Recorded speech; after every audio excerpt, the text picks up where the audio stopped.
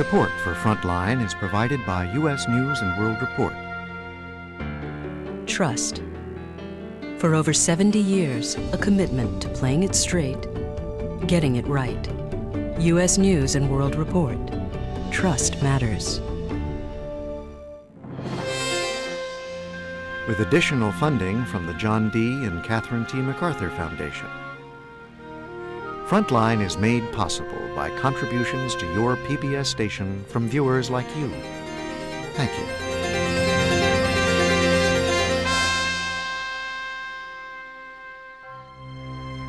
Ten years ago, in the small East African country of Rwanda, 800,000 people were slaughtered by their own government. This was ordinary men, women, and children, and the only reason that they were killed was because they were Tutsi. Virtually the entire world turned away and did almost nothing to stop the genocide. In retrospect, it all looks very clear, but at the time, what was happening in Rwanda, the situation was unclear. They cannot tell me that they didn't know. Everybody knew what was happening. Tonight on Frontline, the full story of perhaps the darkest and most brutal tragedy of our time. It is a story told by the victims and by the killers, by those who turned away and by those who stayed and tried desperately to save as many people as they could. By the time the genocide was over, I was so angry at America. America the beautiful, America the brave. They are all still haunted by what happened. I was the commander, and hundreds of thousands of people died.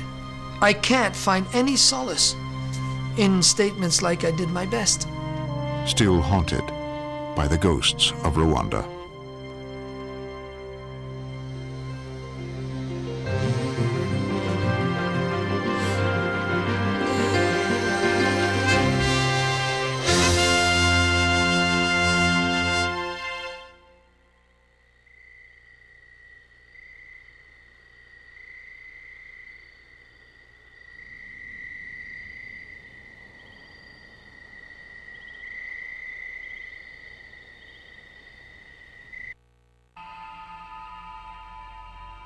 The one American to stay in Kigali when the embassy closed probably saved more lives during the genocide than the entire U.S. government. Carl Wilkins discovered the Interahamwe had surrounded an orphanage.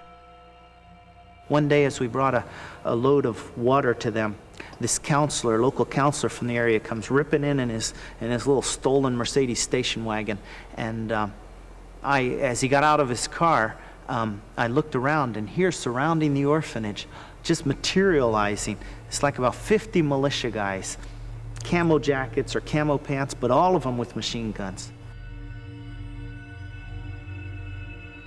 And I said to my Rwandan colleague who was driving the truck, I said, siphon as slow as you can, we gotta make this last, I don't know what we're gonna do, but it seems like they're not coming while we're here. While his colleagues stayed at the orphanage, Wilkins went to the local government headquarters looking for help.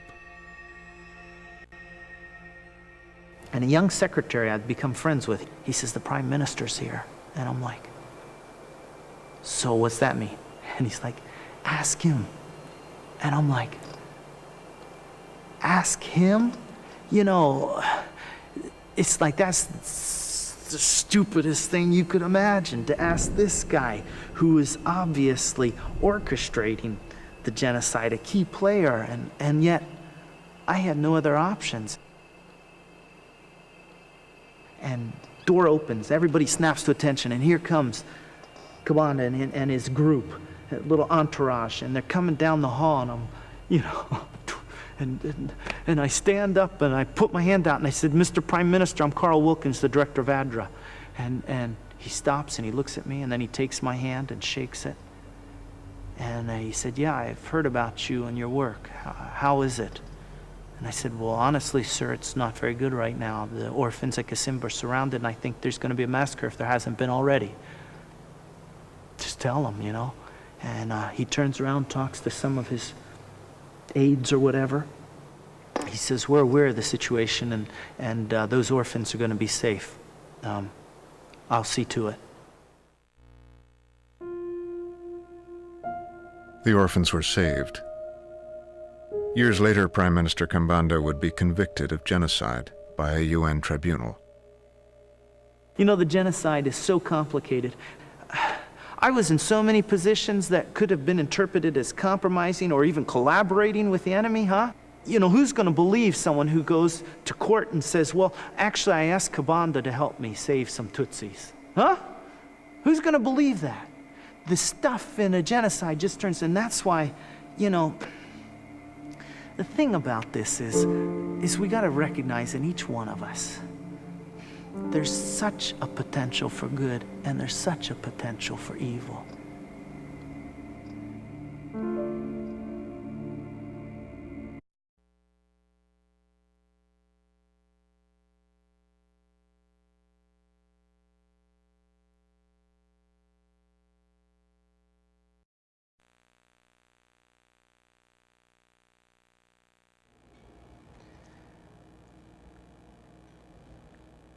Tango Whiskey, this is 7-6. Tango Whiskey, do you copy?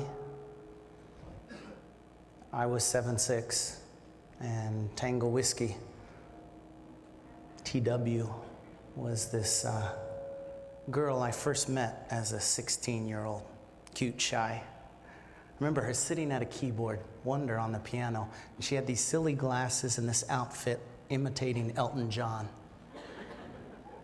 In college, we did